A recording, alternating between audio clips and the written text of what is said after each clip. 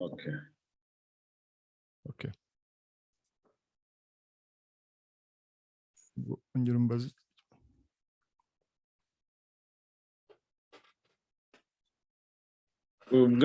Murakoze bwana Barake, twari dukomeje urimo dusobanurira icyo bishatse kuvuga kubona ibi bihugu byose ari Amerika, ari Communauté Européenne, ndetse twanabonye na Canada nayo Trudeau yabyinjiyemo, asaba igihugu cy'u Rwanda kuvana ingabo zacyo muri Congo immédiatement. Urabona ko mu by'ukuri ni ikibazo cyahagurukiwe, meme na UN nayo yemeje ko ingabo za RDF ziri ku butaka bw'u Rwanda. Niho nakubazaga nti ibi bishatse kuvuga iki mu buryo bwa diplomasi, mu buryo bw'imibanire n'ibindi bihugu, cyane cyane kuko ubu ngubu noneho turimo kuvuga ku bihugu birimo kurwana. Nk'uko nabisobanuriraga, abadiktateri bose banyura muri iyo faze. Hari faze yo kuba babona ko ari bo gusa babumvira ibintu byose bakora bakabemera. Hakaba na faze nayo rero nk'iyo tugezemo ubu ngubu, iyo bamwe baba bavuga ati ngo ibintu uko tubibona ugomba kubigenza gutya, ariko bari phase descendante. Donc iyo message irerekana yuko bari gusaba Kagame gufata indi direction, yo gufata indi direction atari direction iyo arimo ubu ngubu kandi yatangiye mu myaka 20 ishize. Rero ni message iri très très très fort par rapport les actions, par rapport aux actions qui vont suivre, par rapport aux actions qui vont suivre, kandi ikapermeta na Congo yuko iba fortifié par rapport ya za allégation bafite. Sinavuga même ko ari des allégations, ibimenyetso bafite ko u Rwanda ari rwo ruri muri biriya bibazo M23 iri gutera muri karakarere. Erega nabwo yaba ari Congo ya Félix Tshisekedi n'u Rwanda rwa Paul Kagame baraziranye. Donc iyo umwe avuze ikintu arega undi ni kuvuga ko aba azi ibyo ari kumuregaho, kubera surtout amadiri bagiye bakorana entre eux. Urabona Félix Tshisekedi agera ku butegetsi, hajya mu Rwanda baramusaba ngo se ni ikihe kimenyetso koko atwereka yuko uri kumwe natwe, ko dushigikiye muri bibazo. Nuko aragenda nguwo bakora des opérations conjointes hariya muri Kivu, bica ba Mudacumura n'Abafrika n'abandi bose barabica, kugira ngo berekane ko nyine bari kumwe, bari gukorana kandi barumvikana muri za diri barimo. Ariko il faut kumenya ko u Rwanda ça fait des années quand même, ça fait des années u Rwanda ruri présent muri Congo, donc rukaba rwarinjiye via Mzee Kabila igihe James yabaye chef d'état-major, kandi ukamenya ko abenshi b'abasirikare bateye icyo gihe akaba ari nabo bakomeje kudirija kiriya gihugu, babaye formé mu Rwanda. James Kabarebe akaba azi benshi muri bo, bakaba barakoze business nyinshi cyane hariya muri karakarere. Donc bakaba baradevelope amaferi menshi cyane, donc bikava muri domaine politico-militaire bikajya muri business. Donc kubera iyo nuza déjà qui était déjà établi, iyo système qui était déjà établi depuis l'époque ya Mzee Kabila, Kigali yumvaga ko ariko bizakomeza. Kigali yumva ko ari bizakomeza. Déjà ils étaient très forts mu gihugu, nubwo Mzee Kabila yashoboye gusubiza James Kabarebe mu Rwanda bose avec l'appui de l'Angola, donc yabasubiza mu Rwanda. Ariko les gens bazanye nabo icyo gihe, ils ont continué à garder de bonnes relations, bonnes ou mauvaises, mais en tout cas des relations zatumaga ko leur business muri karakarere zikomeza, surtout sur le plan ya exploitation minière muri karakarere. Donc byarakomeje izo ntuza. Ariko ubu ngubu defi ihari nuko le gouvernement inshyashya yaje iriya ya Félix Tshisekedi, n'abantu baje batigeze bagira deal n'imwe, donc ntabwo bigeze bagendera ku mapasiporo y'Abanyarwanda. Urumva ko hari abofisiye bamwe b'Abakongole n'abandi bo muri renseignement icyo gihe bagenderaga muri za mission bajyanwe sur le passeport rwandais, donc bakoresha des passeports rwandais, donc ils étaient quand même redevables kuri ntuza ku Rwanda.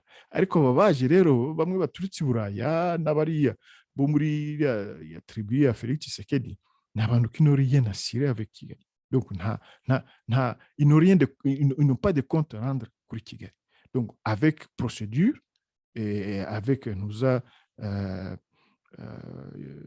agilité, ils ont su comment démonter le système qui a été monté par Kigali à l'intérieur de la RDC.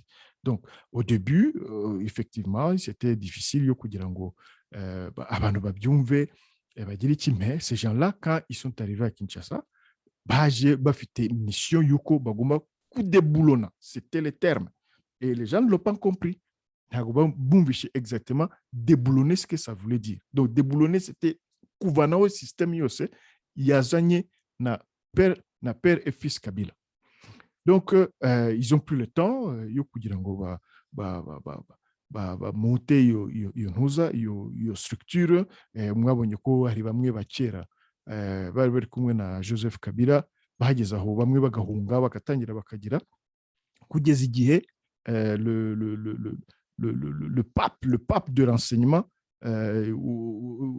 wa Congo aza régime nyinshi zo muri Congo yageze aho naho baramuneutraliza.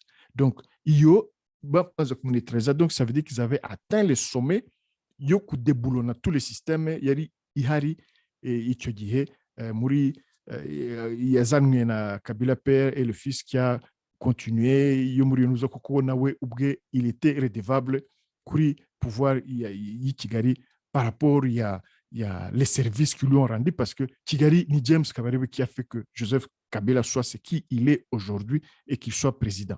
Donc toute l'information il y a grâce à James Kabarebe. Donc rero bigera aho iyo gouvernement hygiène n'a rien à voir na ntuza na Kigali.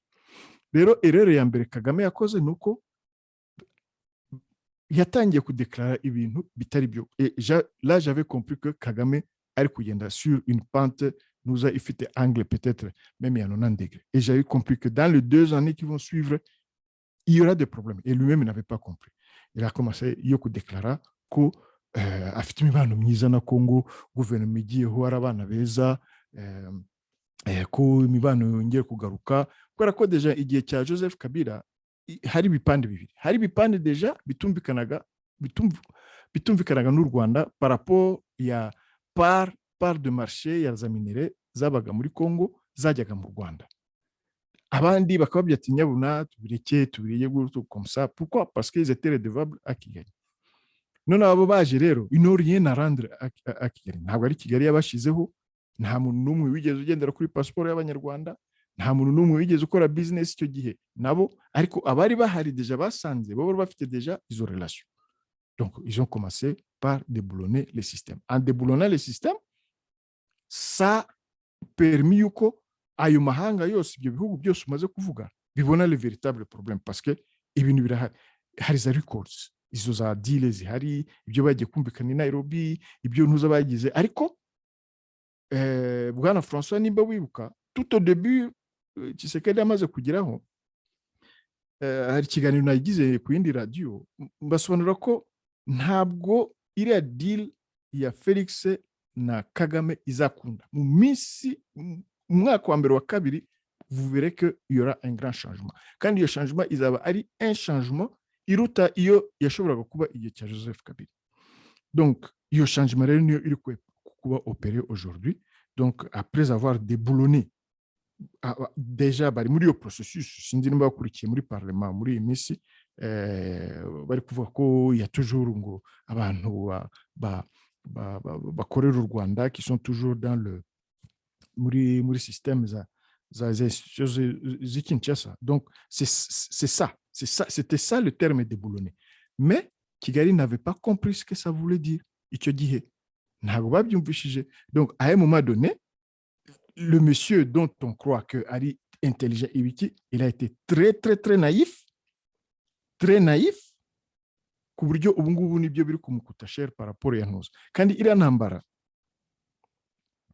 nubwo nk'uko tubizi amasasu ukuntu ari kwinjira za stock zakozwe i Kigali mu Rwanda, nubwo yazizana nta basirikare bahagije afite bo kurwanira ntambara, ntago bafite. Ikintu cya mbere kubona ko muri diplomasi deja hatangiye kuzamo ikibazo, hari za declaration ziri kuvuga ko u Rwanda rugomba kuva muri Congo kandi vuba. None niyo wazana amasasu angana ati intambara igarutse nayo muri Congo, community international izahita imenya ko ari wowe. Kandi n'u Rwanda le fait que ubwabo badashobora kurwana iriya ntambara, ko bazashaka wenda ibindi bihugu bishobora kubashyigikira, donc n'izindi coût de plus ku Rwanda, n'izindi coût de plus ku Rwanda. Qui va payer? Comment est-ce qu'ils vont payer? Kandi Congo ubu ngubu qui était leur vache à lait ntabwo iri gushobora, ntabwo bazashobora kujya bapuzayo ibikoresho bashaka. Ariko bwana Barack ukiri aho hantu uti barimo bararunda amasasu, amunisiyo ihagije byibuze wenda yazabafasha amezi 6, ariko mu makuru wagumya atuza mu matwi bari abayobozi ba RDF barimo barabwira imiryango yabo ngo bazarwana kugeza ku wanyuma. Iryo jambo urumva bishatse kuvuga iki? Umuntu ufite confidence ubundi ntago akoresha ijambo ryo kuvuga ngo tuzarwana kugeza ku wanyuma. Biba bigaragara ko ibyo byose nabo babizi ko ibyo barimo ari ubwiyahuzi, nk'uko Felix yababwiye ati cette fois-ci kwataka igihugu cyanjye ça sera une mission suicidaire.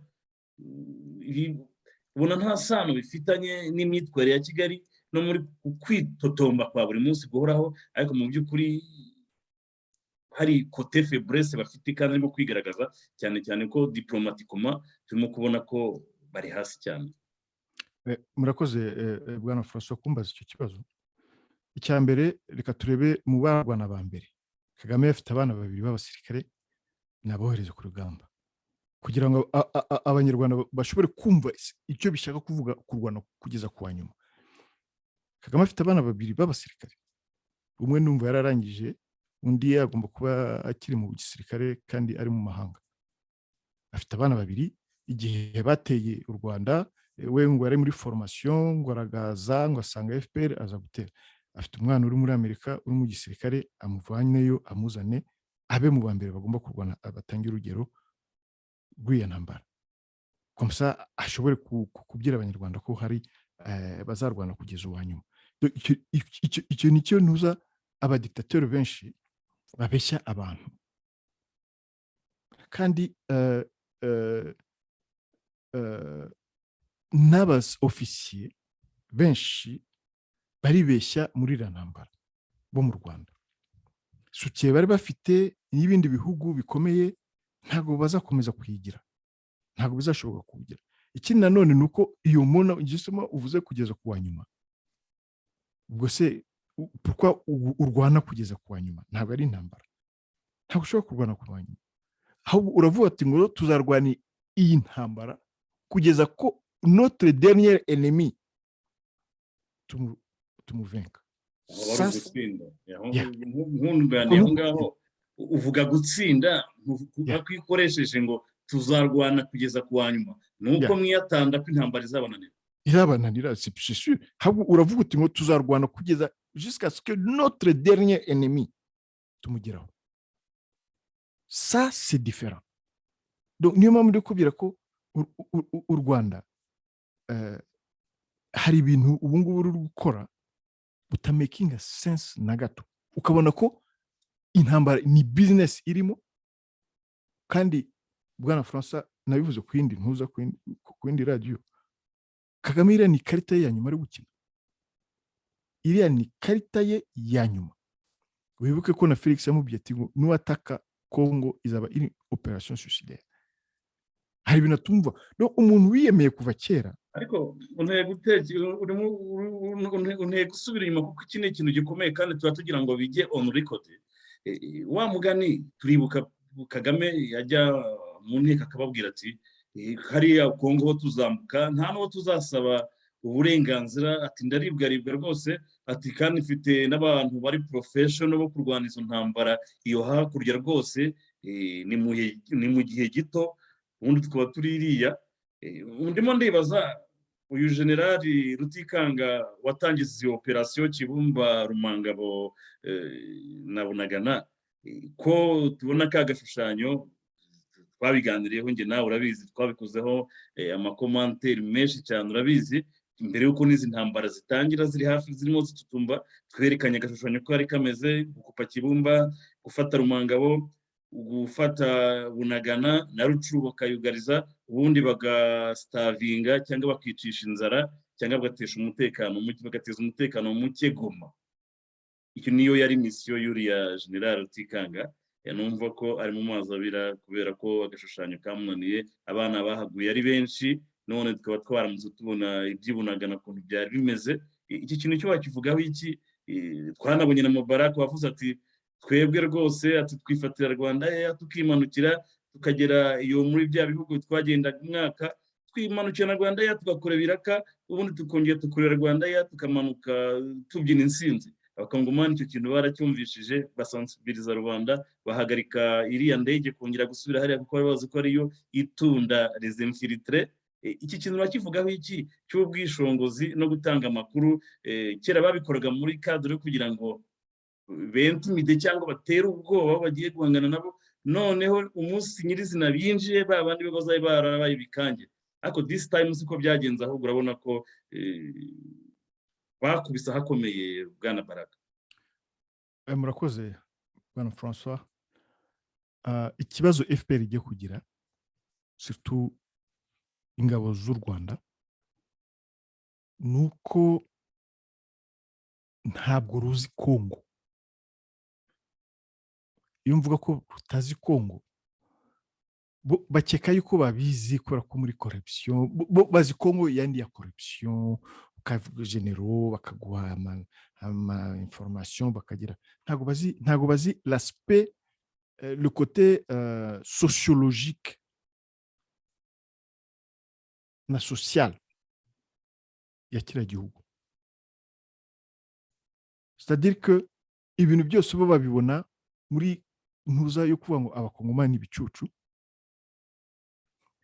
Reka nguruje, wabonye zira image kuri frontiere ya Goma? Kira aho ngaho nongere nkwibutse, Kagame yaravuze ngo Kongo ni nk'umupfu wapfuye kera, ngo noneho ngo bakaza kukubeshyira ngo niwe umwishe, ngo bavuga ngo yapfuye kera, ngo barangiza bakatubeshya mu niyo ndikubwira ko niyo naivete, nicyo kikubwira ko Kagame yakuriye mu Bugande.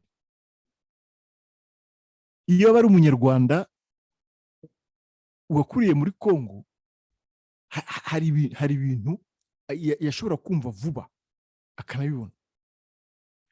Icyambere yagize experience ya mbere ukuntu James bamuvanyeyo. Experience ya mbere niyo yagize, yarabibonye. Uko yari chef d'état-major, aribo bafite armée yose bakontrola tout l'aspect ya armée byose aribo bakontrola. Ariko comment est-ce que zirangabo zose bafite na ba James baburije mu ndege bakagaruka? Et il faut comprendre aussi que c'est avec l'appui de l'Angola. Le même Angola aujourd'hui, il est parmi les bihugu biri gukora négociation. Ça c'est la première des choses. Donc, et puis il y entoura n'abantu badashobora kudécortiquer le comportement ya population congolaise et avec ses réalités. Parce qu'à long terme, ni ibingi byatanze. Quand vous dites, Bwana François, bara batipu wabonye bari kuri frontière, bashaka kwinjira, abasirikare police ya Kongo iri kubasubizayo. Ukumva de l'autre côté ngo barakudutera amabuye, ngo natwe nta mabuye tugira hano, ngo twari kubatera amabuye. Bari abantu bafite imbunda, tuvuge baje ari ibihumbi 10. Niyo waba warakoze formation, je ne sais pas où, muye iki gihugu, je ne sais pas. Ntabwo bahagarika. Niba komeze kwibeshya, ahubwo barebe ukuntu bashobora kuresolva iriya tension. ntabwo babahagarika. Bari abantu bari babuze tout simplement un mot d'ordre et puis no kuba arma. Donc abanyarwanda batangira kwicisha bugufi. Bira Mubarak yavugaga, yabivugaga kubera ko systeme zozora bafashe icyemezo yuko Rwanda Air itongera kopera muri Congo batanavertishije Rwanda Air. Mubye ko hari des passagers baba bari Kigali batashoboye no kuza même Kinshasa. N'abari Kinshasa bagomba kufikisha bajya. Non, ils l'ont pris ça le jour sans même avertir la compagnie elle-même baragenda barafunga. Ça sont des réalités quinoises.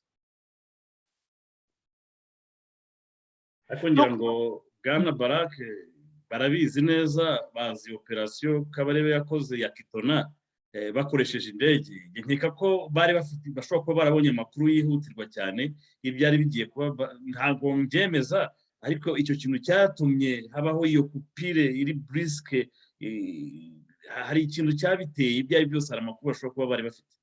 Nkubye ko ntabwo Kigali ntabwo yari biteguye. Ils ont été surpris. Kandi n'ubu ngubu baracyakomeza kuba surpris. Et ils vont être encore beaucoup plus surpris muri évolution des choses. Keretse quand même muri ruse tujye twemera ko quand même Kagame c'est un génie muri ruse. Keretse Kagame yagiye kwizana none muri ruse ye ubujeni bwe kugira ngo ashobore kwemvanta ikindi kintu gishobora gushanja trajectoire y'ibintu ukuntu biri kugenda. Barake ko ari ibintu ukurikiranye mu minsi yose, ko ari ibintu ukurikiranye kuva mu mizi kugeza aka kanya. Ushobora kunyereka ni iyihe karita wambwira ko asigaranye yakoresha, uretse kwa kundi bavuga ko hari igihe nyirabutuyu kagakarita gatoya, hari igihe gatungurana wenda kakarya amabwana yandi. Ni iyihe karita wanyereka muri situation hageze n'ubwishunguzi n'ubwirasi ziriya ngabo za DF n'abayobozi bazo bagiye bakorera abakongomani? Ni iyihe? Sinumva ikarita, sinumva diplomasi yakoresha kugira ngo agarure ibintu mu buryo. Wowe urabona hari inama wabagira kugira ngo boroshye umuriro? Tanzania na Nairobi bigiye inyuma ya Kagame, kurbe ishobora guhinduka. Ça c'est sûr. Tanzania, Nairobi bigiye inyuma ya Kagame, kurbe ishobora guhinduka. Kuko icyo gihe haje indi force, indi facteur. Est-ce que ibyo bihugu biri prêt yo kwiyangaja muri yo sens? Est-ce que le feu iri mu baturage no mu basirikare b'abakongomani izaba éteint par rapport izo actions zishobora kuba menées par, je parle sur le plan diplomatique ou militaire, ou une présence militaire dans la région. Alors, ça va coûter combien à Kigali? Est-ce que Kigali a assez d'argent pour pouvoir financer le soutien? Et qui peut être derrière Kigali pour mettre le paquet? Atabanjije gukalkula risque ihari yuko ashobora kugira freinage kubera urebye momentum ntuza la population n'abasirikare b'abakongomani barimo. Donc c'est ça. Donc numéro kuvuga ko dans une guerre ce n'est pas toujours facile. Ce n'est pas toujours facile. Niyo mpamvu n'abakongomani bari kugenda avec méthode. Et comment la Tanzanie, le Kenya bashobora kwinvestissamo kandi déjà communauté internationale itangiye gukondana présence y'u Rwanda muri Congo. Donc c'est pourquoi ndi kuvuga ko ari une dernière carte pour Kigali. Koko ils doivent vraiment aller puiser muri ntuza ye kwa mu bujeni bwa bundi kugira ngo alors indobo ya nyuma kwa kugira ngo ashobore ntabwo navuga même kuranversa, kuralantisa iyi situation kugira ngo umuhe le temps yo kuripositiona nanone. Mais ku byerekeye tout ce qui est contrat, les deals byagiranye, ça va être très très très difficile. ariko bwana Baraka niho twari tugiye gusimbukira, twari tugiye ku kiriya cyemezo cya kabiri iriya conseil supérieur de la défense yafashe, aho basaba guverinoma gusesa amasezerano yose, protocole d'accord zose u Rwanda rwasinyanye na Congo. Ibi bishaka kuvuga iki bwana Baraka, ko nzi yuko ari ibintu wakurikiranye kandi ukunda gusobanuraho ariya amasezerano yose yihishe Kigali yagiye isinyana na Kinshasa, ariko harimo imitego myinshi cyane, ariyo tubona ko Felix Antoine Chirombo yaba yaraguyemo, aka kanya arimo kugerageza kuyivamo. Ibi bishatse kuvuga iki? Bavuze ngo amasezerano cyangwa protocole d'accord zose, ariko ngira ngo abanyarwanda ubamare amatsiko, ubabwire icyo ari cyo, kuko tubona basinya ariko burya tubona bahererekanyije bya bitabo, ariko rimwe na rimwe ntabwo tumenya ngo ni ibiki basinyiye, ni ibiki birimo. Ibi bishatse kuvuga iki ko ariyo ngingo, ariyo ingingo ya kabiri ubona basabye guverinoma kwihutira gukora? Urabizi iyo ugiye kwimariya usinya livre de mariage, niyo ugiye kudivorsa usinya acte de divorce. Biriya rero ni acte de divorce. Donc sinibuka igihugu cyo muri Afurika kimwe iyo umaranye n'umugore imyaka ibiri, irenze ibiri, imaranye n'umukobwa uri mature imyaka ibiri, automatiquement aba ari umugore wawe, ntabwo ukeneye no kujya gusinya. Ariko iyo habaye divorce ugomba kujya gusinya. C'est-à-dire quoi, bakoze mariage idasanzwe, atari mariage standard. Donc abantu ba Tshisekedi babonye ko n'umugore we nuza Nyakero yagiyeyo, bamushyira muri bisi bamwereka Kigali, yishimye cyane, haragira barishimye nge burya bwana Frank nararebaga nkaseka nkavuga ngo ariko abanyarwanda bakeka ko ari bo banyabwenge bonyine, ko abandi bo narabivugaga kuri radio bwana François, ne les prenez pas pour des idiots. Baragenda kandi navuze ko ntabwo bazabatinya. Abandi bo uko nabivuze bari bafitanye des relations, bamwe bagendeye ku mapasiporo y'abanyarwanda diplomatique, bagenda bagaruka bavoyaje mu bihugu. Oui, on connaît u Rwanda, rugira ngo ntabwo tubizi, turabizi, elle non et tout. Harya uriya Vitali Kamene wageze Kigali agaha umuhungu wa Kabarebe inka nyinshi cyane, sinzi niba inka zaragezeyo, ntabwo mbizi ko ntabwo yamaze igihe nabo bamushiramo. Byateye ikibazo gikomeye cyane agarutse Kinshasa. Ntabwo byatinze. Anyway, donc ni divorce. Kandi mu biganiro nagire Felix amaze kugira ntuza, nabyiraga abanyarwanda, nabyo mube mutegereje gukora amasezerano,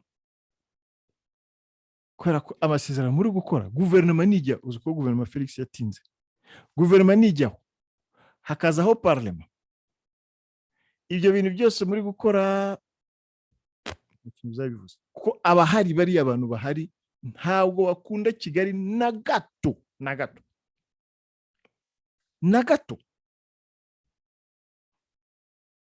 Kandi byose baravuga ngo mubareke botika bango bagenda gusinye ba papier na bango basinye obongo balingi biso tangu na biso tangu ko yande tokolakisa bango ke mikanda wana ezali ba papier ya toilette. C'est-à-dire quoi, mubareke bakora ibyo bashaka, bajye gusinya ibipapuro by'abashaka, ariko ubutegetsi ni twebwe. Ibyo bipapuro tuzabigira ibipapuro bya toilette, byo kujyana muri toilette. C'est ce qui s'est en train de se passer maintenant. Donc iriya divorce yari déjà prédit, yari visible ku muntu uzi Congo, yabonaga ko ari visible. Ariko bwana Barake, mu ntangiriro twibazaga uburyo iriya village yo gushyikirana kwa Felix na Kagame, kandi twe tubizi ko Kagame buriya kweza akaboko kamwe kandi gafite icyuma, twibazaga niba atabibona, cyangwa se ku rundi ruhande tukibaza niba ari strategy yo kugira ngo abanze yagaze intare azabona uko azayirwanya. Nibyo twibazaga bwana Baraka. Stratégie ya Kagame est très simple. Très simple. Il tourne entre triangle we ari hejuru, umugore we akaba à droite, James Kabarebe akaba à gauche. Donc, pour comprendre système niyo ngiyo. Donc, Kinshasa irabizi. Niyo triangle. Lui, sa femme, na James Kabarebe. Donc, avec le temps, tout système s'use. Niyo mpamvu muri ntuza muri Occident bashizeho ntuza même muri politique guhindura après 5 à 7 ans bagahindura bakagira iki, ariko bamwe bava ku butegetsi cyangwa se bakava muri armée bakajya mu byo bita think tank, bakajya gukora ibizanuza zindi za reflexion, ariko bakaguma ahantu hamwe puisque business yose iri base kuri iyo triangle y'igihugu.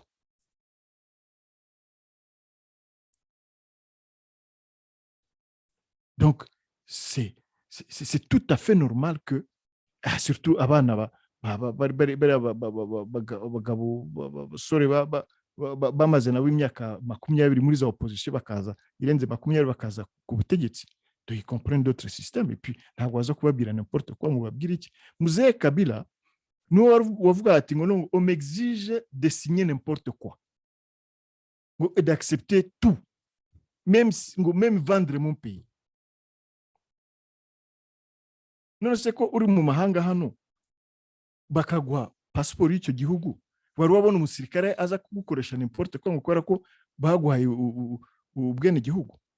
Mais ariko avec Joseph, avec le père Désiré, bose Kigali yashaka kubakoresha ko yumva ngo kubera ko ingongo nibo bafashije kugira ku ntuza, ngo nibo babafashije. No, abandi baravuze ati no, ariko ba Felix bo bageze ku butegetsi batanyuze Kigali.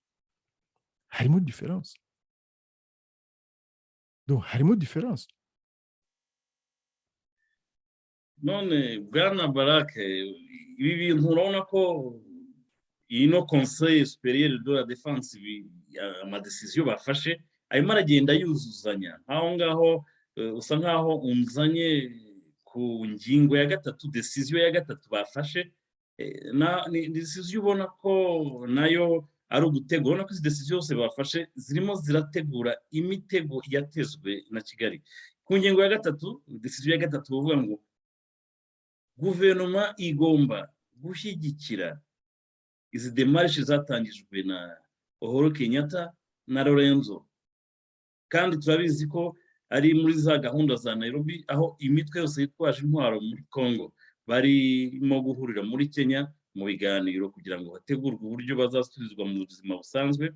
Ariko muri iyo mitwe irimo kujyayo M23 cyangwa M23 yo nta irimo kubera ko barangije kwinoma groupe y'abateroriste, kandi babishatse kuvuga ko n'ababafasha abari bo, byerekana bo bashatse kwidentifia ko mu by'ukuri M23 itabaho, hari RDF muri etiketi ya M23. Aha ngaha barabivugaho iki mu buryo bwa diplomasi? Aka kanama gakuru k'umutekano karimo gusaba guverinoma ko igomba gushyigikira izo demarche z'ibihugu byombi, kandi nawe ni umutego utezwemo ariko ubona ko bagomba nawo kuwutegura kugira ngo n'ibindi byose barimo gutegura, indi mitego barimo gutegura bizaborohere systematically. Iki cyo bakivugaho iki? Ntabwo ari ku busa, mbona ko iki nacyo bakimentioninzemo kugira ngo nacyo kijye mu myanzuro y'inama Bwana Baraka. Effectivement ntuza iyo respect ya les accords yazakozwe cyangwa se nanjye indi nakwita deal yakozwe en présence y'ibyo bihugu bibiri, Kenya na nuza na Angola, ndumva ahubwo iyo point iri guha poids cyane kuri Congo, kubera ko les actions qui vont suivre iza RDC zizaba plus justifiées muri iyo ntuza yabaye, izo accords zabaye. Donc c'est quand même un appui, c'est un trépied par rapport aux actions qui vont suivre ya RDC. Donc il faut kureba contenu y'izo za ntuza. N'ikindi kibazo Bwana François tugera muri biriya bihugu, nuko izo négociations ziraba ntabwo zinyura muri parlement, nta débat iba muri parlement, nta débat iba muri congrès, muri sénat, non. Twumva bisohoka gusa ibibazo byabaye, ariko tubabona bagiye ngo bajye kuvugana. Mais si le Congo mentionne ça muri izo za résolution imaze gufata, nuko ko harimo ikintu cyatuma kilegitima ntuza guverinoma ya Congo ibyo igiye gukora bizakurikira mu minsi iri kuza. Nkuko kandi ubizi nyine iriya nama shogam nirangira nyine hazakumuriro kubera ko abanyarwanda baguze ibyuma nabo ibikoresho byo kugira ariko n'abakongomani nabo barabategereje. Donc hagomba kuba ikintu kigomba kujustifia iyo resistance Congo izagira.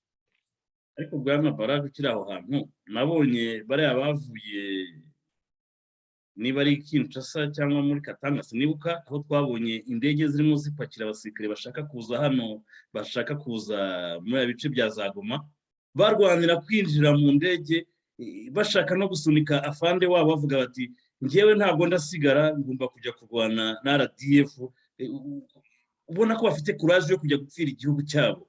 Umuco utarabagaho mu bakongomani, ubundi abandi basirikare iyo babwiye kujya ku rugamba bagenda bigura intege. Ariko twabonye abantu barimo kuva muri bice byo muri West, mu burengerazuba bwa Congo, barwanira kwirira indege ngo baze ku rugamba. Iki nacyo ni ikintu gikomeye cyane Bwana Baraka. Urabizi Bwana François, Imana Kagame afite nuko Felix hari umuntu uri diplomate. Niyo Imana Kagame afite la maintenant, ni ari gukora uburyo ibintu bibanze kugira au niveau diplomatique. Ngiye nkubye ko iyo perezida wari Martin Fayulu, ndikubwira ubu abasirikare bo muri Congo bari kujya kuruhukira muri Tanzania Mwanza, niho bari guhagarara. C'est ça ntabwo. Donc nongere mbisubiramo, u Rwanda nta basirikare rufite bashobora kurwana n'abasirikare bo muri Congo. Abo muri Congo biyemeje ko bagiye kurwana intambara, ntabo niyo bagira amasasu angana te. Nakubwiye ko ikarita ikomeye ntuzayakoresha nuko yavangamo abatanzania n'abantu n'abakenya muri la conflit. Biriya bari kuvuga ngo no kuzana les forces hariya muri kariya karere, njye ko mbibona c'est pour nuza kudedwana nuza Paul Kagame. Kandi sinzi ukuntu abakongomani bazabyemera là dans l'immédiat avec izo za mesures zose uri gusoma ubu ngubu. Hashobora no kuzamo gushaka guproteja Kagame kugira ngo ashobore kubisohokamo. C'est ça que je dis. Parce que bien mudedwana. C'est ça le truc. Donc les Congolais, je ne pense pas qu'ils sont prêts yo kwakira izindi za forces étrangères bo batadesize ko baza aho ngaho bitanyuze Il y aura beaucoup de discussions, donc les semaines qui vont suivre, après la NAMA, ça va être très, très, très, très, très, très intéressant. Et puis, qui n'a non, voilà, façon, tutagira, tutaganiraho cyane, ni urebye ikibazo cyo muri Congo, yaba ari presidence, yaba ari opposition, yaba ari abantu bose, urukumva bari kukivugaho. Ariko iyo ugiye mu Rwanda, ni voix imwe, nta wundi muntu ushobora kumva uri gutanga opinion ye kuri kiriya kibazo ngo anyure sur de voix officielle cyangwa se les médias qui existent kugira ngo nawe atange ntuzaye. Donc u Rwanda ubwayo ni igihugu kitagira tolerance, ni igihugu gifite, je pense muri kara karere, plus de prisonniers politiques k'ibindi bihugu. Ariko wumvishe wa mudamu ati ngo baduhaye ngo et place yo muri droit de l'homme. Oui, et place des escrocs. Oui, des escrocs dangereux. ariko barake ejo bundi narimo mbona muri wa muzindaro wa Kigali igihe kirimo kivuga ngo Amerika n'ibihugu bya Burayi ngo kubera iki bipinga demokarasi y'u Rwanda, ngo ni ikihe kibazo kirimo. Iyi nkuru ushatse kuyumva ntihatse byinshi cyane, aho harimo kwibaza impamvu abanyamerika n'abanyaburayi ngo bapinga demokarasi yo mu Rwanda. Bibazaga ngo ni iki, ngo biterwa n'iki. Aha nawe urabona ko mu gatsiko ibyo ari byo byose ibintu byabanye birebire cyane, ntibazi icyo gufata n'icyo kureka. Bwana Jacques Baraka, ngiye mvuga ko u Rwanda agatsiko kari kuri orbite geostationnaire, donc ubu niho kari guturuna gusa, nta yindi orbite gashobora kujyaho, kagiyeho ku yindi orbite kahita gaperda ntuza l'altitude byose, ukabona kagarutse muri atmosphère ntuza. Donc c'est u Rwanda rwabayeho uko rumeze ubu ngubu, rwanyuze muri za processus ntafite igihe cyo gusobanurira muri kiganiro, ariko muri iyo processus yose banyuzemo, ntabwo bumvaga yuko processus yari yose iba ifite point de départ na point d'arrivée, kandi energy uba ufite point de départ, wenda ari igihe igera kuri point yo hejuru ikaba igifite iyo energy cinétique, igifite energy nyinshi cyangwa yari multiplier, ariko hari igihe igeraho ugatangira ugaperda iyo energy. Donc u Rwanda ruri muri iyo ntuza, muri iyo phase ko iba wibuka dans les années 2010 kugeza muri 2015, urumva ko nta munyarwanda wariraga ko ashonje. Hari ama NGOs hariya mu Rwanda, ibintu biri kugenda bazana bafata muri Congo, bazana hari amabuye arimo yinjira, hari amakashi menshi cyane, nta misoro bajya kuvana muri rubanda kubera ko barimo bafite aho barimo kujya kuvoma, bari kubya. En tout cas amakashi yari menshi mu ntuza ku maboko. Tout le monde, hari abantu benshi bageze aho bajya mu Rwanda ngo bajye kuraza business. Oui, il y avait beaucoup de cash. Mais moi je disais aux gens ceci, kugira ngo iyo système ibe sustainable, il faut kureba déjà origine yayo, l'origine.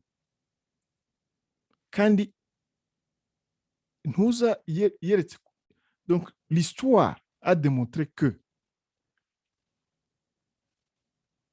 iyo mugeze muri iyo situation, il faut préparer la chute. Il faut préparer la chute parce que ntabwo byakomeza gutyo. Donc nta munyarwanda wagusabaga amafaranga, tous les hôtels icyo gihe batangira kubaka amahoteli, bazana za Marriott, bazana ibiki, tout commencé, abantu bajya muri rêve. Mais aujourd'hui abanyarwanda bari gusabiriza, abanyarwanda barashonje, chômage iri hejuru, abana barangiza amashuri nta kazi ntaki, noneho bari kudekuvura yuko perezida wabo ufite nta kindi ikintu azi gukora apara guteza intambara, kandi nawe ntabwo namurenganya akora ko nibyo yakuriyemo nibyo azi gukora. Donc il faut comprendre que l'éveil y'abakongolais il correspondant à la chute il y a le pouvoir y'i Kinshasa. C'est la loi naturelle. none bwana Jacques barashaka kumbwira ko abakongomani ni kumwe wa mugani w'umunyarwanda uvuga ngo usunika umugabo ukamusunika kera ukamumara ubwoba, cyangwa ati usunikira umugabo cyane ukamugeza kuri rwa rukuta nyantarengwa akagarukana kandi yakugarukanye nta handi ho kumuhungira, aba yahagaze kugira ngo muhangane. Ikindi ushatse kuvuga ko abakongomani basomye ibihe, bo barwana no kubaka diplomasi kugira ngo bazashobore guhangana na Kagame na ADF yiwe, ariko bafite na appui diplomatique. Effectivement nibyo les stratèges banuza bari muri guverinoma cyangwa se entourage ya Felix nibyo bakoze. Ikibazo gihari gusa muri Congo ni corruption. Iyo corruption ivanyeho ikibazo cy'u Rwanda kirangiza vuba, kandi ifu kumenya ko hari abantu que ce soit des officiers muri zera za gouvernement n'abandi les hommes politiques, ubyumvishe nuza uri president parlement wabo Mboso ko yarabivuga, aravuga ati ngo vous les parlementaires, les élus, vous devez quitter les groupes armés. Abantu bibeshejeho, donc za conflit. Il y a des officiers bafitanye des business avec nous, mais comme je l'ai dit, nous qu'on a vu, un système de déboulonnage. Donc, bari kudebolona parce que burya nabare bari kudebolona nukora ko nabo bashaka gufata iyo part de marché. Ariko bwana Barake koko ndanibutse uvuze ko icyo kintu uti hari abadepite cyangwa les hommes politiques cyangwa bamwe mu basikire bakuru usanga bafitanye ubucuruzi n'iriya mitwe nyine iteza umutekano muke muri Congo. Unyibutsa ikibazo cya Mwangacucu, uribuka Mwangacucu hariya muri za Masisi, ni umuyobozi y'Kinshasa ariko akagaruka agashaka kurwanira ibirombe n'abaturage kugeza ubwo byagezeho bose babahagarikira, we agashaka gucukura aho afite ariko agashaka no gutwara aho abaturage barangije gutunganya. Cyari ikibazo gikomeye, bavuga bati umuntu w'umupolitisiye urimo guhembwa ariya mafaranga bahembwa neza rwose, abadepite bahariya baba bameze neza, ariko akaza kurwanira ibirombe hariya muri iriya mitwe yitwaje intwaro. Ari nabwo bigeze gufata umudamu umwe bakamufatana za machine gun zigera kuri zingahe muri Land Cruiser yari afite. Ndumva ari aho hantu hari ukomoje les hommes politiques, ariko usanga barira no muri iriya mitwe yitwaje intwaro baba bakoresha muri burasirazuba bwa Congo. Oui, niyo flow yo muri Congo. Et puis urabizi nawe kara karere urakazi muri za aspects zose, que ce soit nos exploitation minière, donc nta ushobora kuexploita mine muri kara karere udafite milice armée igomba gukontrola izo za mine. Donc izo za milice armée rero nizo zagiye ziba izo zitangira gukrea terreur, ariko inyinshi zaragize babonye solution zayo, yasigaye ni M23. Yaho M23 yasigaye ni n'u Rwanda. Donc urumva Baraka niho twibaza, ariko indi mitwe yose yagiye Nairobi, ariko M23 ugiye no kwibaza impamvu barwana nayo ntuyibona. Barakubaza impamvu barwana ngo FDLR bafite ikihe kibazo ko M23 akagombye kuba igira ibyibaza Kinshasa. Kuki bo bajya kudefanda ngo FDLR izatera u Rwanda? Biriya bigiye kubisesengura ntiwasanga hari RDF nyine biri hariya muri etikete. None se FDL ifite ikibazo na Kigali, nimba ifite ikibazo na Kigali ariko akaba M23 nayo ivuga ko ifite ikibazo na FDL kandi naho bihuriye nuvuga ko ari Kigali iri M23. niyo nyavuga ngo rimwe na rimwe bajyaga bamenya gutekinika, ariko nkeka ko ubutekinike bwose bakoresheje bamugana niwe ujya ukunda kubivuga uti ikarita zose barazikinyinishije. Savedirike abakurikiranye Roger bakinaga umukino ni wa wundi, kubarwanya biroroshye, ni ugusubira mu bihe byahise ukareba umukino bakinnye. Baraka niko bimeze, nta gihindukamo. Nakubwiye ko u Rwanda rurudirije par un triangle. Paul Kagame, umugore we na James Kabarebe, niyo triangle. Ubu rero tusikiye communication ibiki byose bishinzwe umukobwa we. Fait presidence n'umukobwa we. U Rwanda rurijere nk'inkanda, nk'inuza kwa entreprise privée.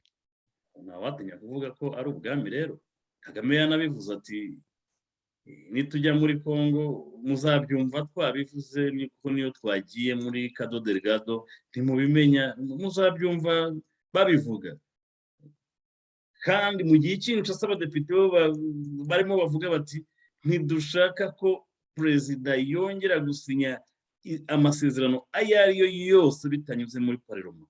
Urumva ko dufite ibihugu bibiri, ariko icyacu cyo nako kiwe mu buryo bw'ubwami, aho umwami nyine n'umwamikazi cyangwa n'umugabakazi bica bagakiza n'abana bakica bagakiza, ibintu ntumenya aho biva ntawe ubizi, abantu bakayoborwa butamba.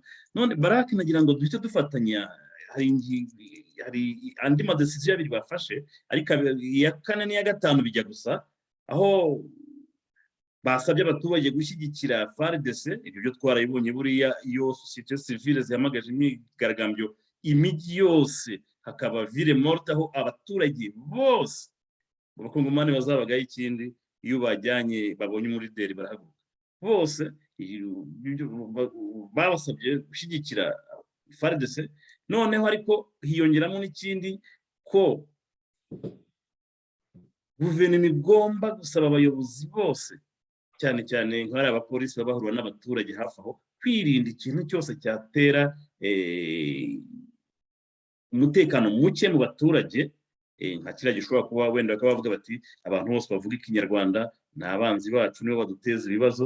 Nkeka ko ari irindi pfundo babonye bagomba gupfundura. Aya ni amapfundo abiri kandi ubona ko asa, Kigali ishobora kubatega kugira ngo babone ibyo barevandika. Basabye guverinoma gusaba abaturage gushyigikira igisirikare cyabo, banasaba guverinoma kubwira abayobozi bose bafite aho bahuriye n'abaturage ko birinda ikintu cyitwa kwihorera cyangwa gushaka kugira uwo babangamira bitwaje icyo ari cyo. Iyi nayo ni imitego ibiri igihugu cya Congo Kagame yashaka kubagwishamo, kuko twabyumvise ko mu ntangiriro bavugaga ngo abavuga ikinyarwanda bari hafi gukorerwa jenoside.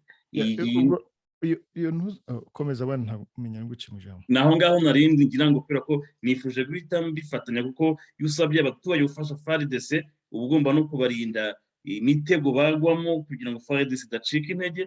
Noneho n'iki cyo gusaba abayobozi bafite abahuriye n'abaturage, gusaba abaturage kwirinda ikintu cyose cyatuma bagwa mu mutego wa Kigali, cyane cyane ko yari yatangiye kuririmba ngo abavuga ikinyarwanda bagiye gukorerwa jenoside. Bwana François, n'iki kikwereka ko abapolitiki bamwe b'abakongomani ils ont atteint une certaine maturité politique. Iriya message iri kuvuga ko attention, mumenye gutandukanya umwanzi, kandi abantu bose bavuga ikinyarwanda ntabwo ari abanzi bacu. Mumenye kwidentifia umwanzi, wongeye ukabisoma nabigutraduza en terme ya ce qui est tangible.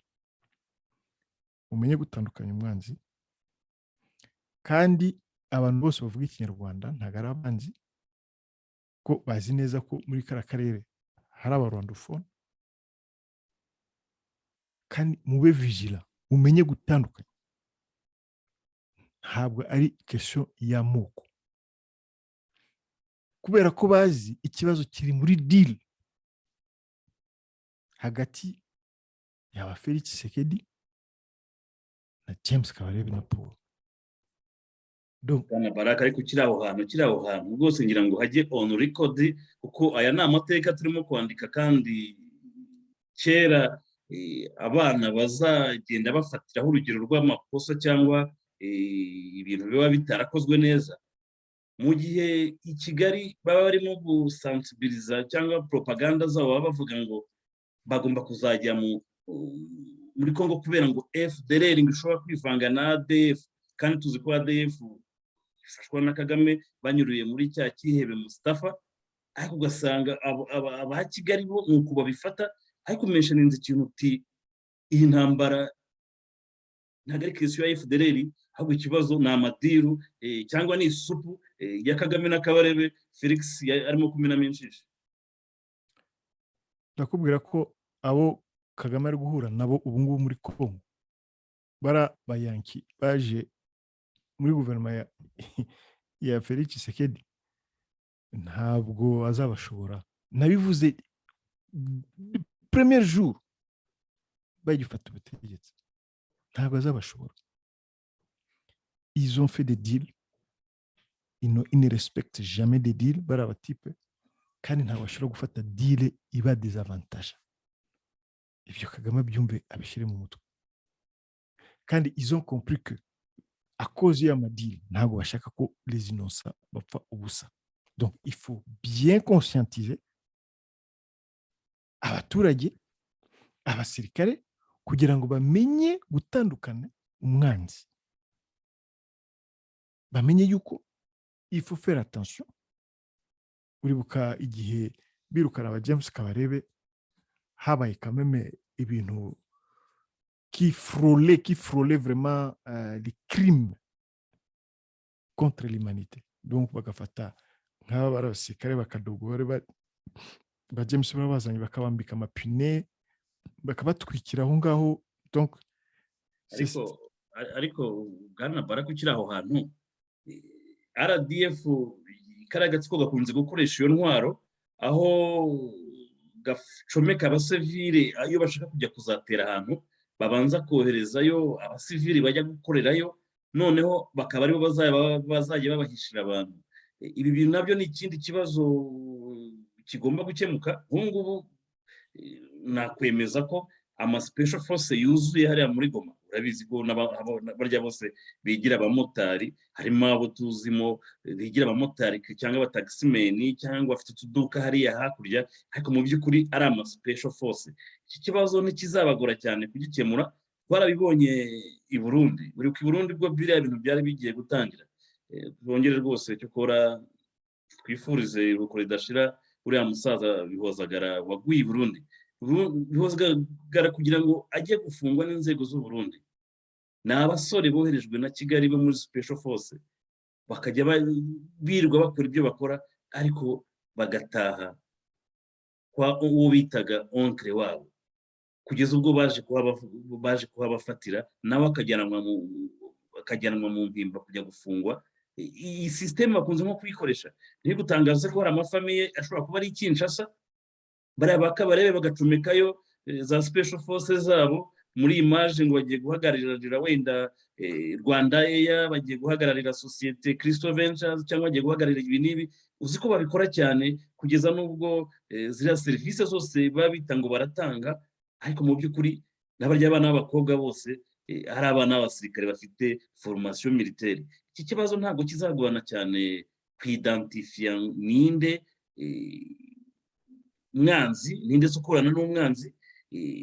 Urabona na Kongo itagombye gusaba ahubwo gumya ku mobiliza nabo ba Rwandophone kwirinda gukorana na Kigali, nabyo ntibyo babikwiriye.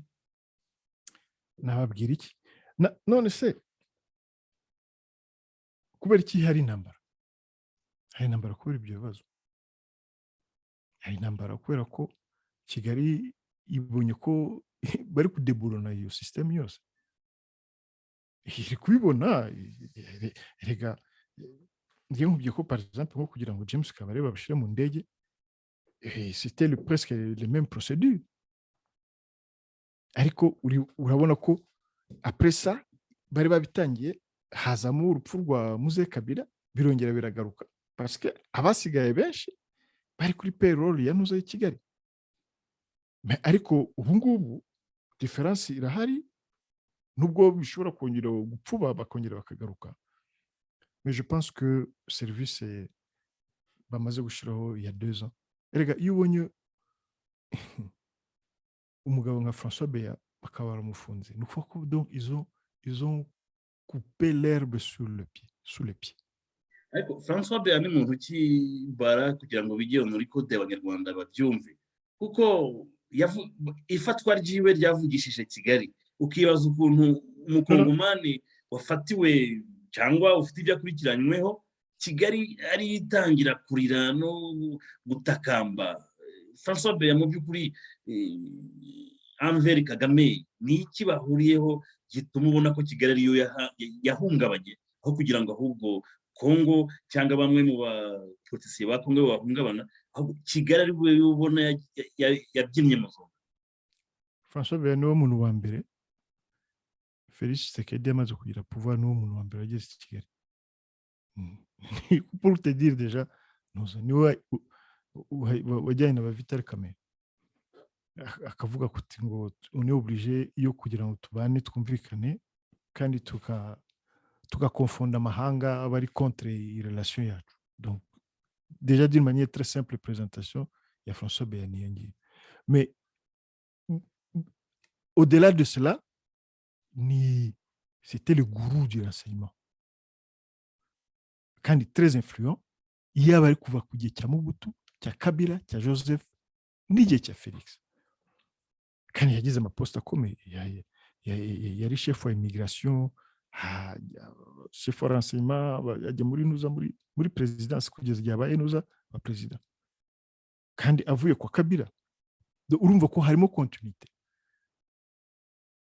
kandi d'après ce qui s'est dit, igihe bamufata amatelefone basanzemo ibintu byose avec Kigali qu'il avait de correspondance, burya babaga bamuriho, ntabwo yari nawe yarabizi. C'est pourquoi ndikubwira bona France ntabwo ari kimwe nka mbere. Les gens bari abatipe bajanye na Felix bazi exactement qui fait quoi, ku buryo bamushize nabo kuri filature baramufila bakabona tout ce qui s'est fait avec lui. Donc ufate nka nyakwigendera Patrick Karegeya, ariko akaba yarakoze muri guverinoma Kayibanda, akabakora muri guverinoma ya Habyarimana, agakora no muri guverinoma ya Kagame, ariko agira la même fonction. Donc c'est un pivot, ni pivot, yari pivot ya tous les systèmes, ni mpamvu le fait yo kumuhagarika, donc tous les systèmes a bougé. Ni mpamvu abonye bari bose batangira kwirukanka bari kujya muri za Zimbabwe n'ahandi hose. Donc tous les systèmes a bougé. La guerre elle-même donc est fragilisée par l'arrestation de François Beya. Donc c'est ça. Kandi hari ibintu, hari detail umuntu adashobora kujyamo hano kuri radio. Urumva ko Bwana Barak, urumva ko Abanyarwanda baba bari sous-informé impamvu Kagame na RDF baba batanga yo kujya muri Congo ntawe bihuriye n'impamvu nyamukuru irimo guteza izi ntambara. Wenda kubw'amahirwe bajya bavuga ngo uko inkende yurira igiti ngo niko irushaho kugaragaza ubwambure bwayo. Bwana Barak, façon Abanyarwanda icyo bagomba kumva ko nta intambara iri kubera muri Congo ntabwo bareba na gato. Nakubwiye ni ikibazo kiri entre iyo triangle nakubwiye na deal bagiranye na Ntuza, bahoze bagirana na bari abantu muri Congo. Or hajeho time imwe ivuga iti ngo ibyo bintu tubigize papier de toilette turabijugunya, et puis on commence indi Ntuza kwa indi façon yo kubana. C'est qui est inacceptable kuri Ntuza, kuri ba Paul Kagame, ko système yabo yose iri base kuri iyo Ntuza, iri base kuri iyo système bari barashizeho Kinshasa muri Congo. C'est ça la véritable Ntuza raison ya guerre. Nanjye ndimo kuvuga ngo C'est connu. L'Angola, c'est très bien. Quoi, nous a motivation. Et Nairobi, c'est très bien quoi, motivation. Mais maintenant, qui va payer, bon, bien sûr, on va dire stock amasasu navuga hagije plus ou moins quoi, mais ntago bihagije. Mwabonye Ukraine iri gusaba indi masasu. ariko bwana barake twarayibonye ubwo bateraga Kadafi yari afite sitoke zihagije ariko ntabwo yabonye umwanya wo kuyakoresha. Oui, c'est ça, c'est la supériorité militaire. Niba bita la supériorité militaire ntabwo ari nuza.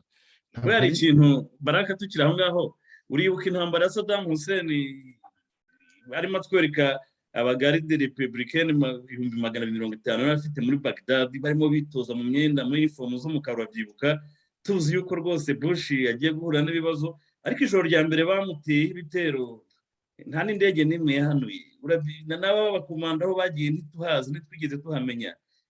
Ibi bintu byose bajya bagira nibyo nahoze mvuga nti aho Kigali ntizamera kwa kundi yajyaga yitotomba nk'intare, inyamaswa zose mu ishyamba zigakangarana zikirukanka, ariko this time bakaba babigerageje ariko bagasanga za nyamaswa zararangije, bagasanga abakongomani barangije kuvumbura ko ya nyamaswa itakiri intare ahubwo yashakaga kwigira intare ku ngufu, ko turabizi ko mu buryo bw'intambara n'ibiki byose n'ubushobozi nabwo burakonta.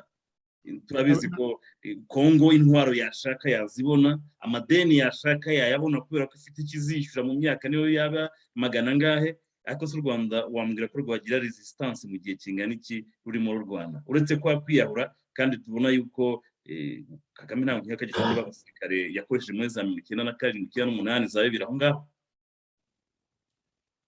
Uribuka James Kabarebe avuga ari kubyira urubyiruko ngo bafite ingabo ngo ku buryo santimetre nta muntu ushaka ngo banakoze ngo bate babafashe abasirikare babiri ntabwo bagiye kubashaka. Biranuza Mubaraka avuga ati ngo dufata Rwanda tukagenda tugakora, bafashe abasirikare babo gukora babiri. Ni Angola yabaye oblige kubyira nuza Felix ngo abari kuri kuki batagiye kubashaka. ubundi iyo uri muri position de force bafata abasirikare babo ukabagira ntabwo bariya gusa. Iyi ni intambara iriya yabonagana yabaye ku cyumweru mbere y'uko imwe ya mbere yabaye ku wa gatatu mbere ko bafata Bunagana, hari indi ntambara yari yabaye la veille bari bafatiyemo abagera ku 8. ubu noneho ntabwo baberekanye muri social media, bashobora kuba barajyanywe Kinshasa kugira amakuru batanga, ari naho ndimo gukeka ko ariho ambasade cyangwa memu na State Department ya Amerika yemeje ko RDF iri ku butaka bwa Congo kandi igomba kuhava, kuko amakuru twarimo tubona muri cyumweru cyashize mbere ko bafata Bunagana gatoya, igihe uskore bakubise iri RDF muri etiketi ya M23, hari 8 bafashwe mu mateka harimo n'umwofisiye, kandi aho bajyanywe birumvikana ko noneho cette fois batashatse kubishyira muri social media, bafite aho babajyanye kugira ngo batange amakuru. Ari nayo mpamvu ubona ko byoroshye kugira ngo bimwe mu bihugu bikomeye noneho bifate position bivuge biti Kagame ugomba kuvana RDF yawe muri Congo. Iki nacyo ni ikintu gikomeye Baraka. Azabavana yote ko hari umugati uturuka, ntabwo njye kuri njyewe kereka haje indi force ishobora kuza ku intervena à sa faveur, surtout na l'Angola aussi isabye ko nk'uko babisabye kurekura abasirikare bakabikora, ikasaba ko nk'uko ishobora kureintegra nanone bamwe bo muri M23, ko nibyo bashaka kugira ngo baintegre nanone basubire muri za système, ariko ni ibintu bizaba bikomeye cyane kugira ngo ibintu bisubire nk'aho byari biri imbere. Donc urebye neza système ya Paul Kagame irashaje, imaze gusaza, agomba kubyemera kandi n'abofisiye bamwe bari munuza mu ngabo za RDF bagomba kubyumva, kandi ndumva baragiye nabo mu mashuri. Hari des signes qui ne trompent pas, il y a des signes qui ne trompent pas, zirerekana ko hari faiblesse cyangwa se ntuza weakness iri kugaragara muri system. Kandi n'iki nanone ntibibeshye gukora ko ngubu bamaze kugira amasasu ko ariyo ashobora kuzabagira. Ndi kugura urugero rwa Ukraine, plus la Russie avance iri kugenda isanga amastock y'ibisasu n'indi qui a été livré cyangwa se bagasanga byaragize. Donc il faut savoir limiter les dégâts. Il faut kumenya limiter les dégâts. Et là où je vois quand même que le gouvernement congolais est en train de faire un bon travail, nuko iri gukora tout possible kugira ngo limiter les dégâts. Kubera ko bafite ubushobozi, ndakubwira bwana France, bafite ubushobozi.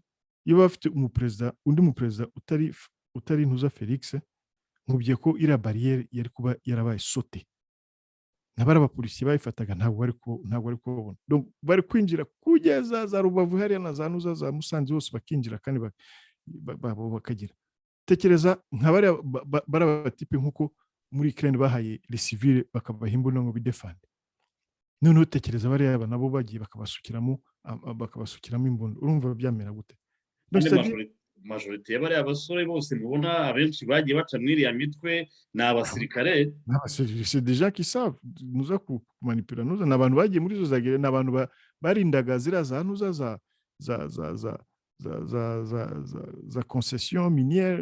Donc c'est ça. Ahubwo abanyarwanda batekereze barebe ubundi buryo bashobora kuza ibibazo byabo, bicishe bugufi, maze barebe izindi za voix ze moyens zishobora gutuma igihugu cyabo kigaruka muri ntuza, muri stabilité. Ariko nimba bashaka gukina uriya mukino nk'uko bari kubitegura après iriya nama ya Shugamo, ndikubwira ko hagiye kuba akantu muri kariya karere.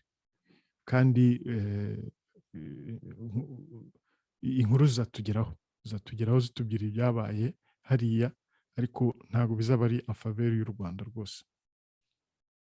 Abantu niho numva njyanye muri decision ya nyuma bafashe, basabye guverinoma biriya bintu, kandi kuba yari inama iyobowe na komanda supreme na perezida wa repubulika, aho basabye ko guverinoma itanga ubushobozi kuri FARDC.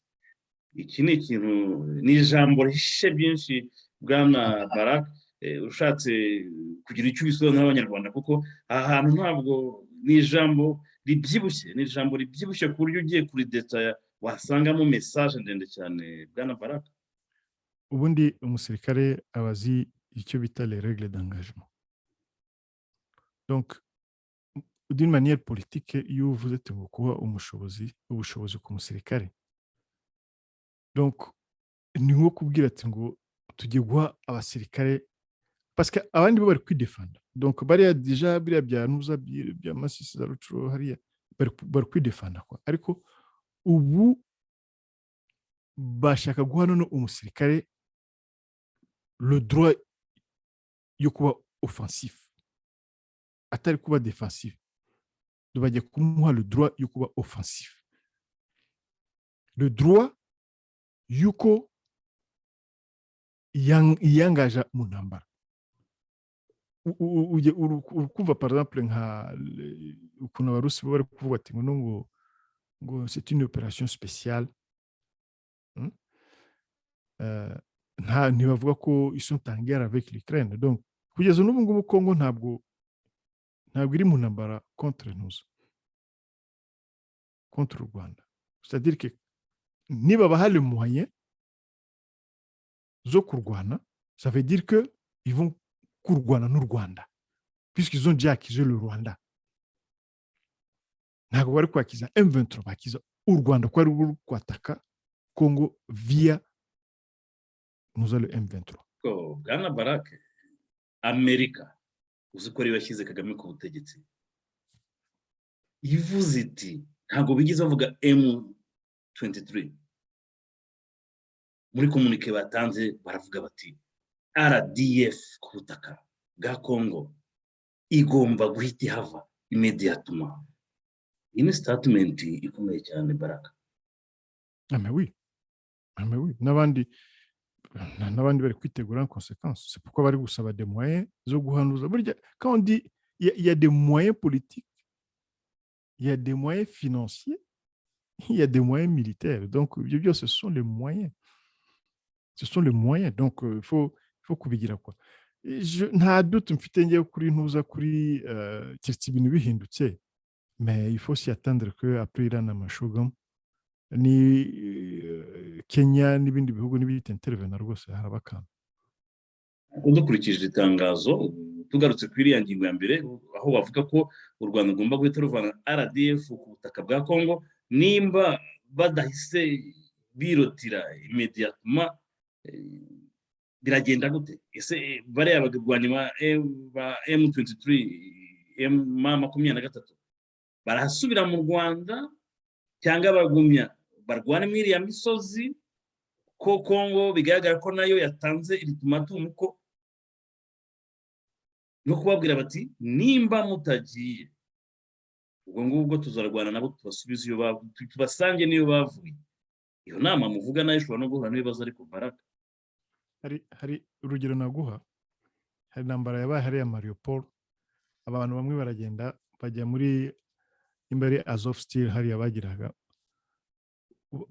hari harimo plus de 3000 kandi armée bafite ibiki byose bagumamo, ariko bageze basohoka bavamo. C'est-à-dire que ce que va faire le Congo, nyabukubwira hano kuri radio yawe, le Congo irategereza kubera ko yakupye, wasomye za mesure, yakupye tout ce qui est relation économique avec le Rwanda. Donc ubu ngubu iri kwaxfixia u Rwanda. Hama bategereze Kagame yongere yohereze baraba M23 none batere na gatoya gusa, yaba ari Goma cyangwa se hariya maze urebe reaction. Naho ngaho narangiriza iyi development maze uzarebe reaction. Le Congo izategereza kuko ibintu biri wabo, irategereza kugira ngo haze abandi. Urabona ko hari abantu bari bunagana bahabavanye, barategereza kugeza igihe noneho baze ngo bongeye guterana none, niho noneho ujye kubona l'offensif ya l'armée congolaise. Murakoze bwana Baraka rwose, ibyo analyse zawe rwose zirimo ziranumvikana cyane cyane ko ari ibintu tujya tuganiraho cyane kugira ngo abanyarwanda basobanukirwe niba bitambuka. Barabeshywe ariko ntawe uzitwaza ko atabimenye. None bwana Baraka, ndabona igihe twari twihaye rwose gisa n'ikigera ku musozo. Iyi yari ingingo ibyibushye ariko irimo amakuru menshi cyane abanyarwanda bagomba kumenya, tuba twifuza kugira ngo bijye on record, kugira ngo n'ejo bundi hatazagira ugira icyo yitwaza umuntu yabimenye. None nkaba nifuza kugira ngo rwose ufate iminota 3 cyangwa 4, noneho ufate ijambo ryo gusoza. Nkaba nifuza ko ariko wasoza ugira inama abayobozi ba Kigali ndetse n'abaturage, tutaretse n'abakongomani, kubera ko turabizi ko umujinya mwinshi kandi ni mu gihe imyaka 20 hafi n'86 irashize bari abaturage tubona bo muri Rucuro birwana imikeka, birwana imisambi, bahunga buri mwaka. Ibi ni ibintu ubona ko abakongomani byarangije, amazi yarangije kurenga inkombe. Nkaba nifuza ko rwose wagira ubutumwa kuri specific kuri bariya basirikare ba RDF na komanda wabo in chief ndetse n'abariya bapolitisi bo mu Rwanda, kubera ko tubizi ko ibi byose mu isi nta ujyana umwenda. Ibi byose barimo gukora bamwe muri bo bazayozwa. Bwana Jack Baraka. Murakoze bwana François. Muri makeya hari amayerero menshi abategetsi b'abanyafurika bakora.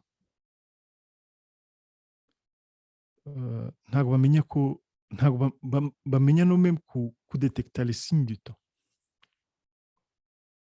ko bamenya ko ifu ko bahinduka cyangwa se bahindura systeme baba bakora. Niyo mpamvu haba alternance mu bindi bihugu. Regime ya Kagame iri à sa fin. nta kindi kintu Kagame mpora mbisubiramo azongera gukora mu Rwanda atari yakora.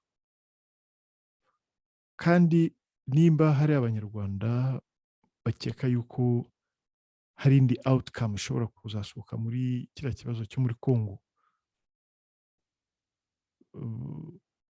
itari outcome yo kugarura amahoro, umutekano muri kariya karere, baribeshya. Kagame ntabwo azongera gukora business muri Congo. James Kabarebe ntabwo azongera gukora business muri Congo nk'uko babikoraga kera. Congo imaze kuba kwinjira mu yindi fazi yayo, imaze kugira abandi bantu bashyashya batazwanye batashizweho ku butegetsi biturutse mu Rwanda, abantu badafite de compte à rendre kuri le pouvoir en place à Kigali. Donc même à l'intérieur yabo ubwabo bagombye kubyumva vuba, ahubwo bagashaka ubundi buryo bashobora kubana na Congo nimba bashaka ko kuguma ku butegetsi. Ikindi nanone ni uko dans le cadre toujours y'u Rwanda, abanyarwanda barebe exemple y'ibindi bihugu. L'opposition iravuga igatanga ntuza, igatanga point de vue yayo, ariko ubona mu Rwanda nta muntu utanga point de vue yo kunuza.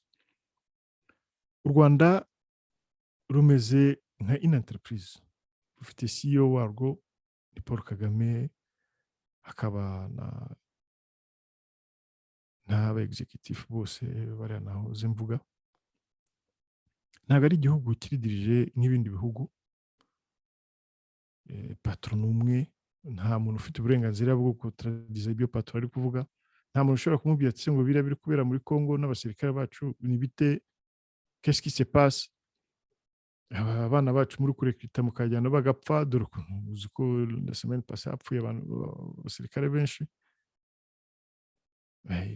Icyo njye nasaba Paul Kagame, il faut arrêter. Il faut arrêter. Il faut pas prendre des gens pour des idiots tous les jours.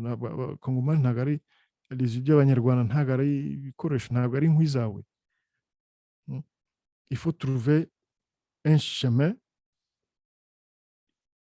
igarura umutekano, kandi n'abanyarwanda nabo bakagira liberté mu gihugu cyabo.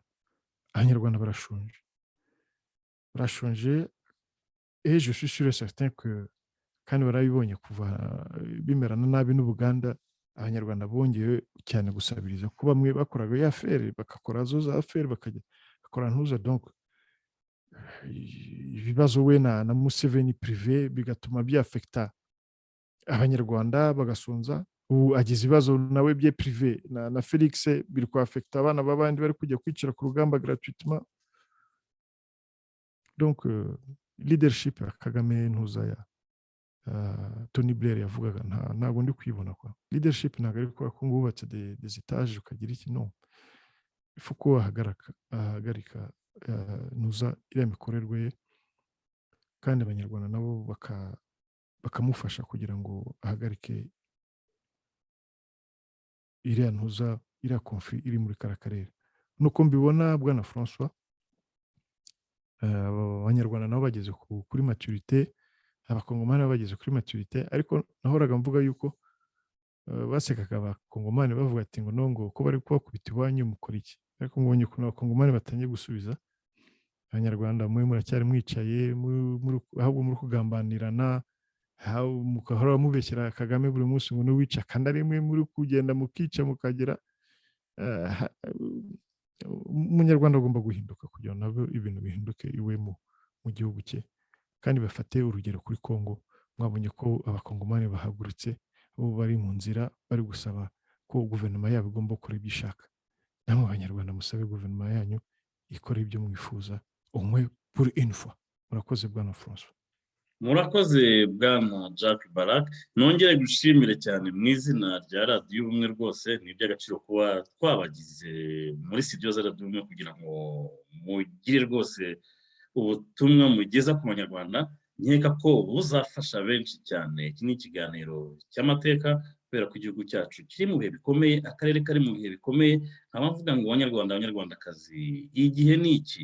Badepite mwigize ibiragi, basenateri mwigize ibiragi, ba generali mwarihiwe n'imisoro y'abanyagihugu kugira ngo muzarinde itegeko nshinga, ariko bikaba birangiye mukoreshwa nk'abacakara, ari mwe bohereza kujya guteza intambara mutwara abana ba rubanda, ariko mu by'ukuri ingaruka zikaba zizagaruka ku muryango nyarwanda. aho navuga ngo ntarirarenga, ba generali, basirikari bakuru, mutekereze kandi mukore igikwiye kugira ngo ibi bishobora kuba bihagarikwe, bitanga amahoro mu karere, kubera ko nta terambere ushobora kugeraho utabana n'abaturanyi neza, nta terambere wageraho ufite abaturage bahangayitse aho banyuze hose bavuga bati nguwo umunyarwanda. akaba ari ikibazo gikomeye dusaba abo bose bavuga ari kijyana, baba abadepite, baba abasenateri, baba abo basirikare mu nzego zo hejuru, tubabwire ngo bibuke ko Kagame na FPR bizagenda, ariko u Rwanda n'abanyarwanda bizahoraho.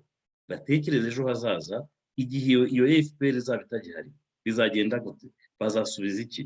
aho njya mvuga ngo igihe kizababaza icyo bakoze igihe babonaga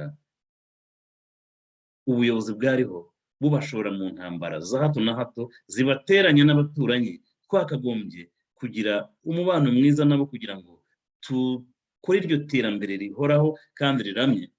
ntabwo ushobora kuvuga ngo wateye imbere ukiriyetinga abanzi, wishakira abanzi, icyo gihe nta terambere mba mbona, kubera ko ibyo wubaka urabyisenyera. iyo byo wubaka ukurura abaza kubisenya, kandi buriya gusenyuka kwa mbere mu mutima, kubera ko umunyarwanda aka kanya aho arimo kunyura reka ko biteye isoni. turibaza, aho tuvuga 6.8 z'abakongomani bapfuye muri izi ntambara zose, kandi tuzi abaziteje. akaba ari ikibazo gikomeye. aho navuga ngo abanyarwandakazi, umunsi n'uyu muhaguruke muharanire uburenganzira bwanyu. hari uwabafatiye w'inkota, ariko mugomba kumenya ko aho kuba imbwa waba imva. nongere mbisubiremo, aho kuba imbwa waba imva, kandi ikibazo ntabwo ari ugupfa, ikibazo ni ugupfa nabi. izina ryawe ntihazagire uryibukira ku kintu cyiza. wowe wabonye ikibi gikorwa, ukabona ikibi cyiza, ugaceceka kubera ko ari mwene nyoko, kubera ko ari muramu wawe, kubera ko ari anko wawe, ugaceceka arimo akora ikibi cyangwa arimo ateza ikibi. ariko nakubwira ngo iyi ngaruka zizaza nawe zizakugeraho. nongeye mbwira abanyarwanda ngo ibi byose nta munyarwanda bitazagiraho ingaruka, haba muri sosiyete nyarwanda, haba mu karere. bizasiga imfubyi, bizasiga abapfakazi, bizasiga imiryango ikennye, bizasiga igihugu gikennye, kandi bisige n'urwango mu karere dutuyemo. abanyarwanda rero nkaba navuga ngo ibiganiro bya radiyo ubumwe ni akadashira, mukomeze mukurikirane. tuba tubashakira amakuru, tubashakira abo kuyabagezaho nk'uko bisanzwe. rero ukaba mwari mwagiteguye kandi mukigerejejweho nanjye François Mutuyemungu, mba mfatanyije na equipe tekinike ku buhanga bw'ibyuma. nongere rwose bimvuye ku mutima nshimire umuvandimwe Jack Barak ko yabonetse uyu munsi, rwose ni iby'agaciro. nongeye kumushimira mu izina rya radiyo ubumwe. murakoze.